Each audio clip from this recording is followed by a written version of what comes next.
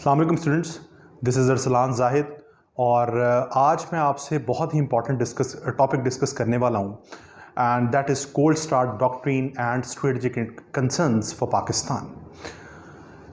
Viewers, Pakistan और India के relations की अगर हम बात करें तो इसके अंदर एक बहुत बड़ा एलिमेंट जो आज साउथ एशिया में उसकी पीस के लिए एक ख़तरा बना हुआ है वो है न्यूक्लियर प्रोलिफरेशन।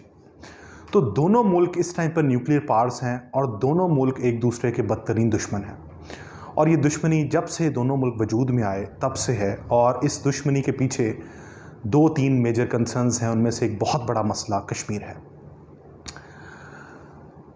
आज हम जिस दुनिया में रह रहे हैं ये एक न्यूक्लियर वर्ल्ड है और आज दुनिया की बड़ी ताकतों को पता है कि अगर किसी दो मुल्कों के दरमियान न्यूक्लियर वॉर होती है तो ये पूरी दुनिया या एक स्पेसिफिक रीजन तबाह हो सकता है। इस पर्सपेक्टिव से पूरी दुनिया की कोशिश है कि दो मुल्क या तीन मुल्क जो आपस में दुश्मन हैं और वो न्यूक्लियर पावर्स हैं उनके दरमियान किसी किस्म की जंग ना हो सके और इसी चीज़ को रोकते हुए न्यूक्लियर प्रोलिफरेशन को डिस्करेज किया जाता है।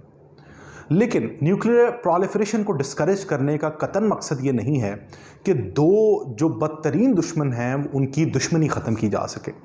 इंडिया और पाकिस्तान की जो राइवलरी है वो नियर फ्यूचर तो ख़त्म होने वाली नहीं है और इसमें जो न्यूक्लियर प्रोलिफरेशन का एलिमेंट है अगर उसको डिस्करेज कर भी दिया जाए तो जो कन्वेंशनल वॉरफेयर है इसमें ये दोनों ममालिक जो है वो उसी तरह से उसी एंथुसियाज्म से लड़ते हैं या लड़ते हुए नज़र आएंगे जैसे कि वो न्यूक्लियर प्रोलिफरेशन की तरफ हमें नज़र आ रहे हैं।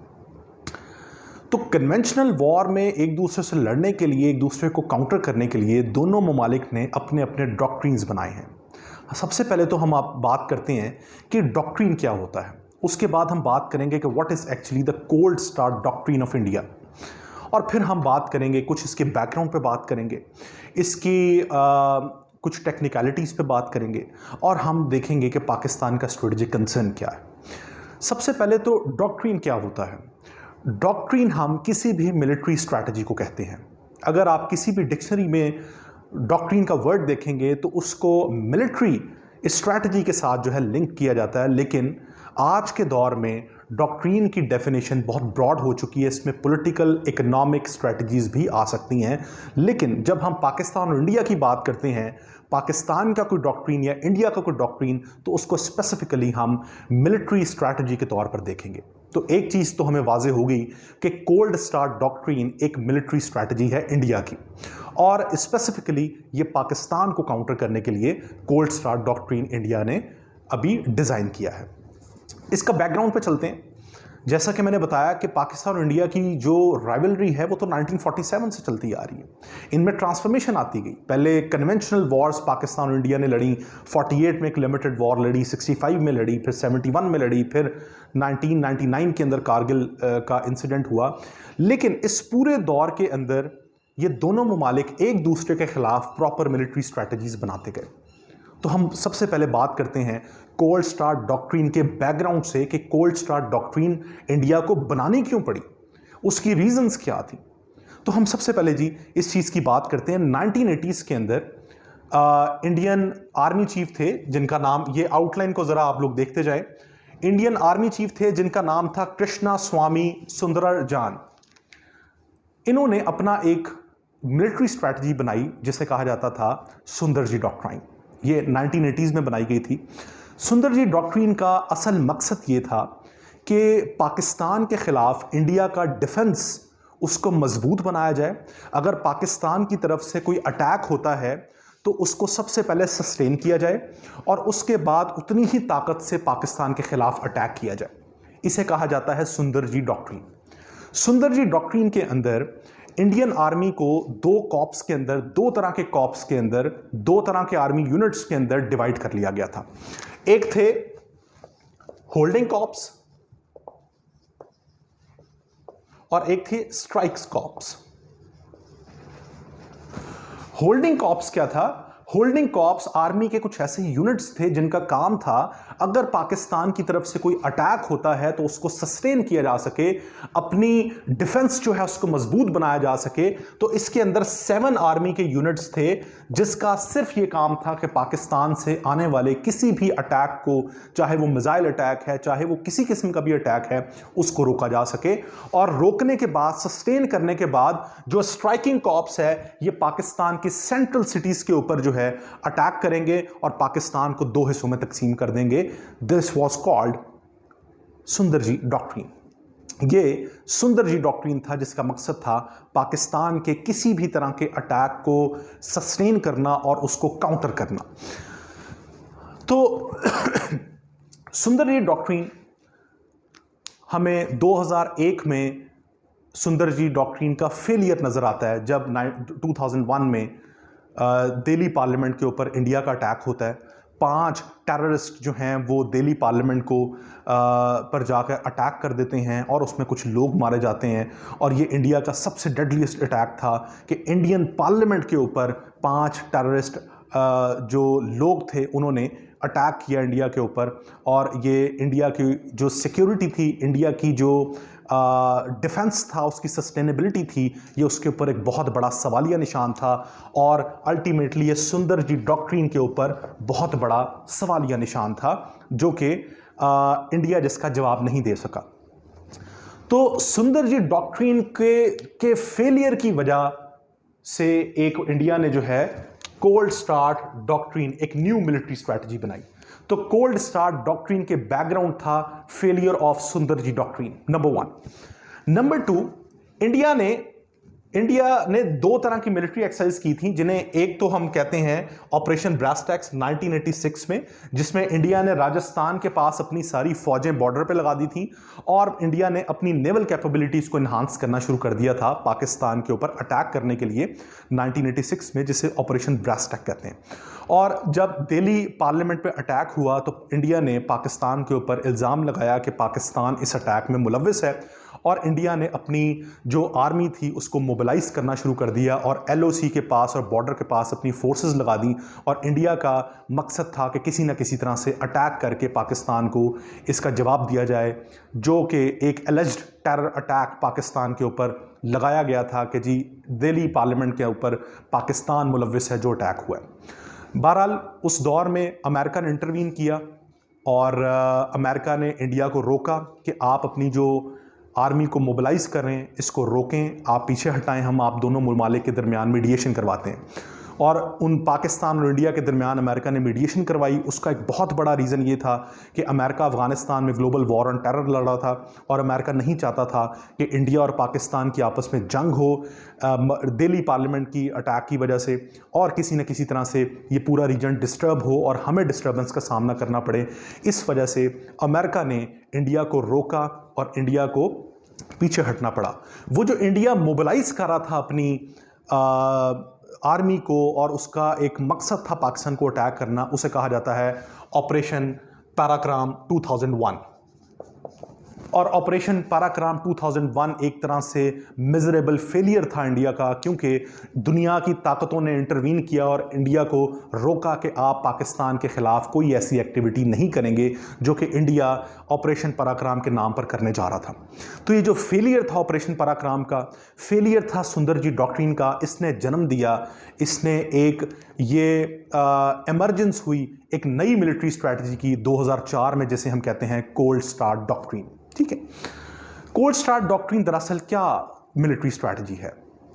अगर हम वर्ल्ड वॉर 2 देखें तो जर्मन फोर्सेस ने अपनी एक मिलिट्री स्ट्रैटेजी बनाई थी जिसे कहा जाता है ब्लिट्सक्राइग। ब्लिट्सक्राइग मिलिट्री स्ट्रैटेजी क्या थी? वो ये थी कि अपने दुश्मन को आप नंबर 1 सरप्राइज दें, उस पर सरप्राइज अटैक करें ताकि वो उसके वहमो गुमान भी ना हो। नंबर 1 सरप्राइज, और वो इतना स्पीड से अटैक हो, उसकी इतनी स्पीड हो कि आपका दुश्मन उसको काउंटर ही ना कर सके। और जब तक वो अपनी फौज को मोबिलाइज करे, आप उसकी अच्छी खासी टेरिटरी को कंट्रोल कर चुके हो, ऑक्यूपाई कर चुके हो, इन्वेड कर चुके हो। तो number 1 surprise attack, number 2 speed, इतना तेज हो कि दुश्मन को समझ ही ना आए, वो आपको काउंटर ही ना कर सके। और नंबर 3, आपके पास superiority on fire power. Speed और सरप्राइज आप कैसे दे सकते हैं? जितनी ज्यादा आपके पास फायर पावर होगी, जितने ज्यादा आपके पास कन्वेंशनल आर्म्स होंगे। तो जर्मन फोर्सेस ने अपनी एक मिलिट्री स्ट्रैटेजी बनाई थी जिसका नाम था ब्लिट्सक्राइग। तो एग्जैक्टली ब्लिट्सक्राइग को कॉपी किया इंडिया ने as a cold start doctrine. Cold start doctrine भी एग्जैक्टली ब्लिट्सक्राइग की एक वर्जन है। वो क्या है? वो यही है कि आप सडन अटैक करें पाकिस्तान पे, इतना सडन हो, इतना स्पीडी हो कि पाकिस्तान को समझ ही ना आ सके, पाकिस्तान की आर्मी कोलैप्स कर जाए। और ये तब होगा जब आपके पास कन्वेंशनल वॉर्स, मिसाइल टेक्नोलॉजी बड़ी ज़बरदस्त किस्म की होगी। तो that was actually the cold start doctrine that was devised by India in 2004। तो ये बेसिकली मिलिट्री स्ट्रैटेजी थी इंडिया की कि हम पाकिस्तान को किस तरह से अब काउंटर करेंगे, क्योंकि जो सुंदर जी डॉक्ट्रीन बनाया था इंडिया ने अपने डिफेंस के लिए और काउंटर अटैक के लिए, वो तो फेल हो गया था, क्योंकि इंडिया के मेन पार्लियामेंट के अंदर घुस के 4-5 टेररिस्ट ने जो है अटैक किया और वहां पे इंडियन पार्लियामेंट को नुकसान पहुंचाया, और वो इंडिया की सिक्योरिटी के ऊपर बहुत बड़ा सवालिया निशान था।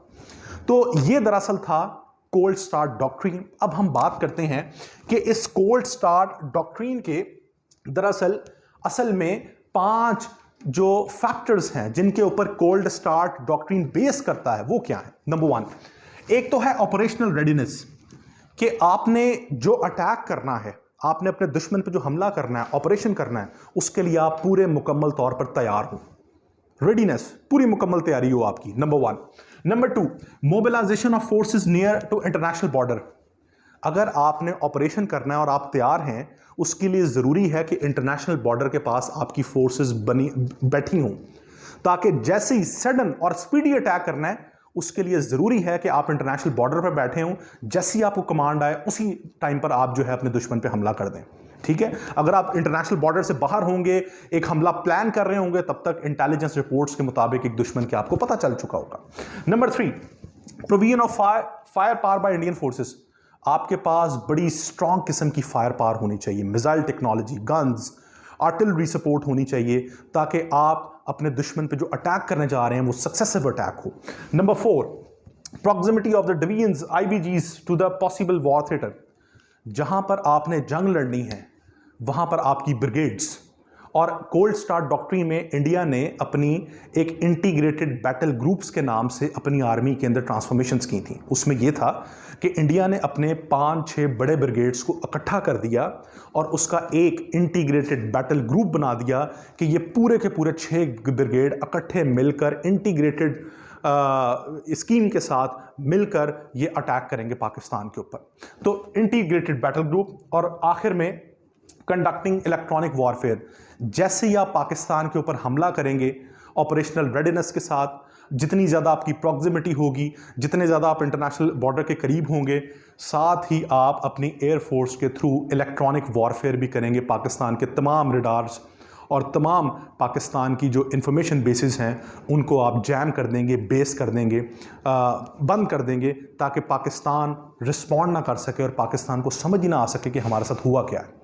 तो कोल्ड स्टार्ट डॉक्ट्रीन की जो बेस है, मैंने आपको बताया सरप्राइज पे, स्पीड, सरप्राइज और superiority on the fire power, इसके ऊपर बेस करती है। इसमें चौथा एलिमेंट है इलेक्ट्रॉनिक वॉरफेयर का, कि पाकिस्तान के पाकिस्तान के रडार सिस्टम्स हैं, पाकिस्तान की इंफॉर्मेशन बेसिस हैं, उन सारी बेसिस को जैसे ही आप यहाँ से ग्राउंड अटैक करें, एयर फोर्सेस के थ्रू आप उनको जैम कर दें अटैक्स के थ्रू, ताकि पाकिस्तान रिस्पॉन्ड ही ना कर सके। That was actually the cold start doctrine, जो बनाया गया था पाकिस्तान के खिलाफ एक लिमिटेड वॉर लड़ने के लिए। ठीक है जी। अच्छा, अब बात करते हैं कि ये कोल्ड स्टार्ट डॉक्ट्राइन में ना 3 सिनेरियोज हो सकते हैं। ठीक है, एक तो सिनेरियो ये हो सकता है, अगर हम अंदाज़ा लगाएं कि कोल्ड स्टार्ट डॉक्ट्रीन ना दरअसल एक ब्लफ है, एक डिसेप्शन है। असल में ये ना कोल्ड स्टार्ट डॉक्ट्रीन, ये मिलिट्री स्ट्रेटजी है ही कोई नहीं।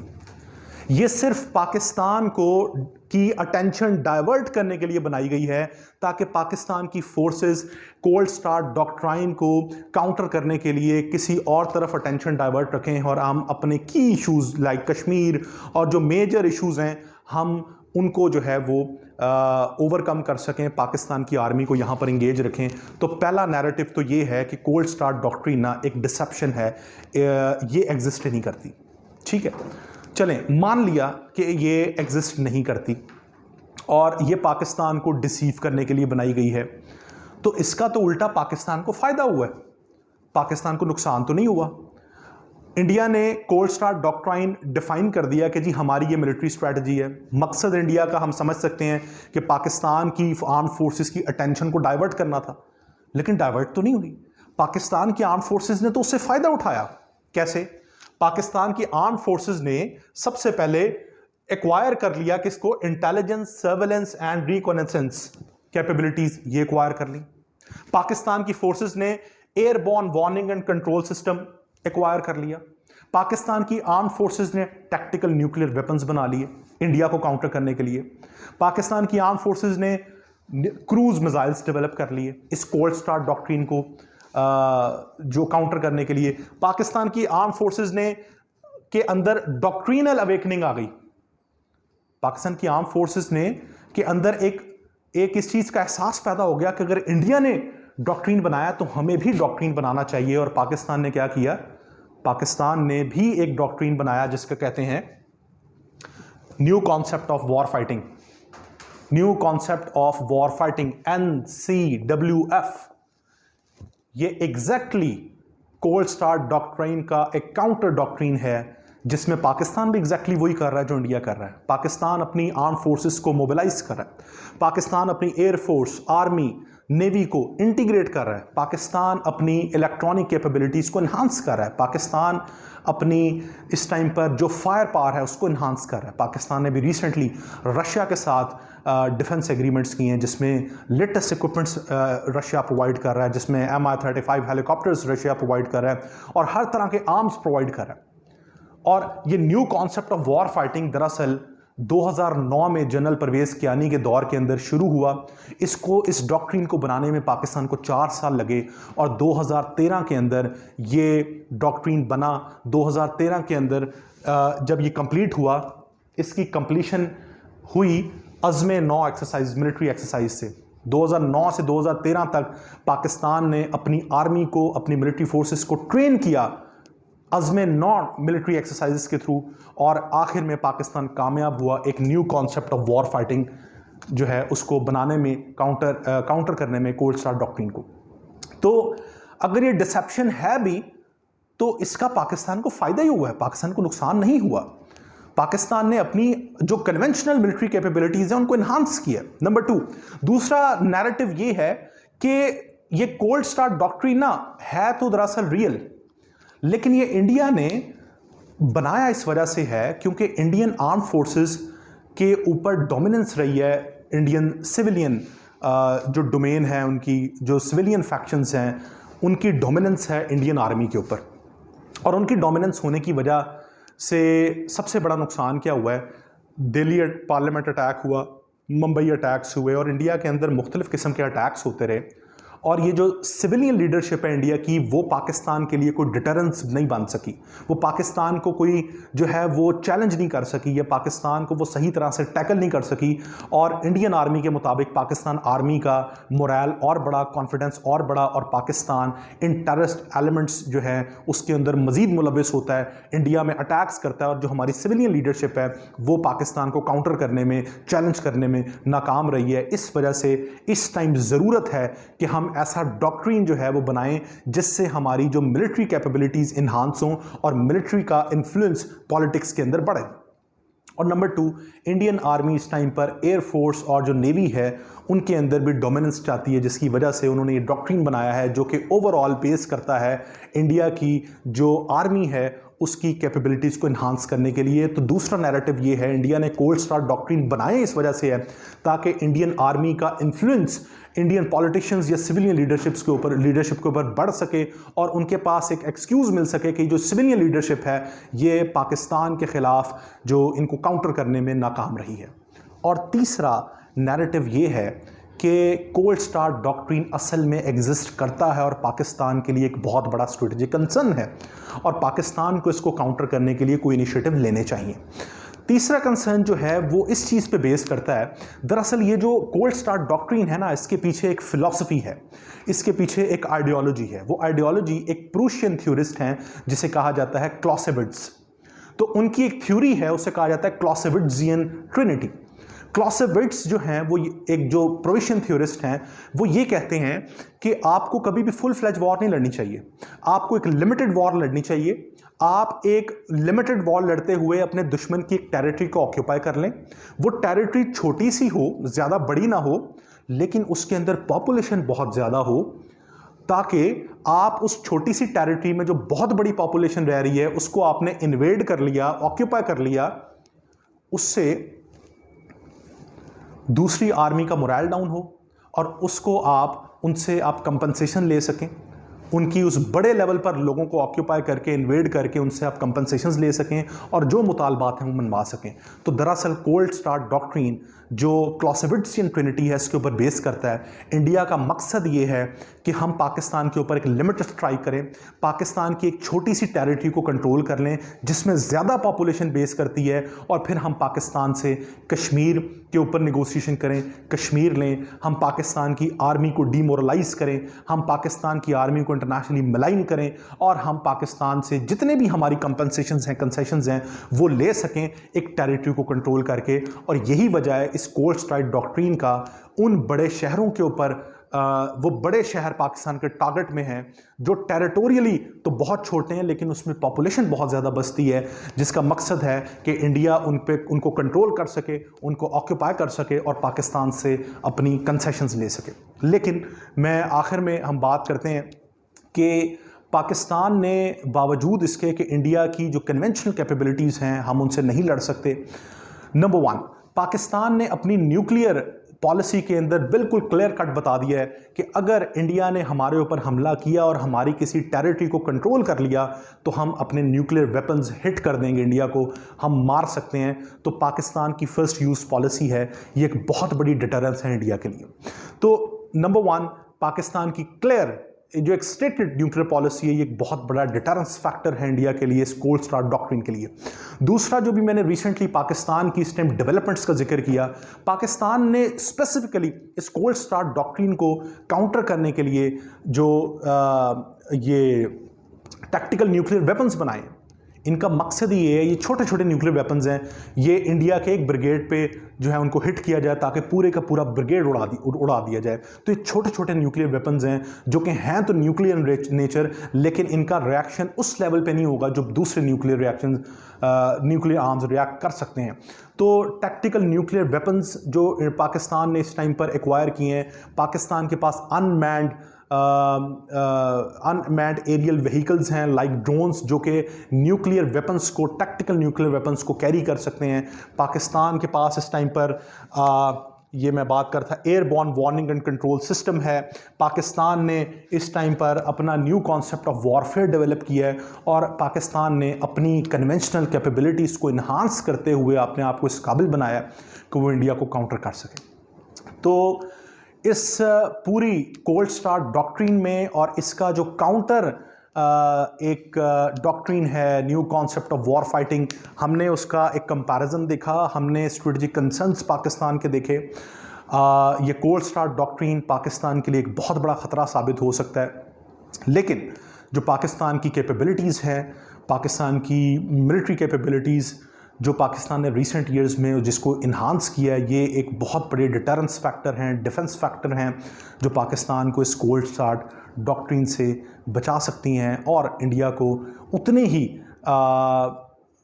जो ताकत से इंडिया पे अटैक करने की सलाहियत रखती हैं। और मज़ीद ये कि पाकिस्तान ने कन्वेंशनल फाइटिंग के साथ साथ अपनी न्यूक्लियर कैपेबिलिटीज़ को इन्हांस करते हुए जो भी सेकंड स्ट्राइक कैपेबिलिटी एक्वायर की है, वो एक बहुत ही बड़ा फैक्टर है जिससे इंडिया कभी भी ये कोशिश नहीं कर सकता कि वो पाकिस्तान को किसी न किसी तरीके से नुकसान पहुंचा सके। बहुत शुक्रिया।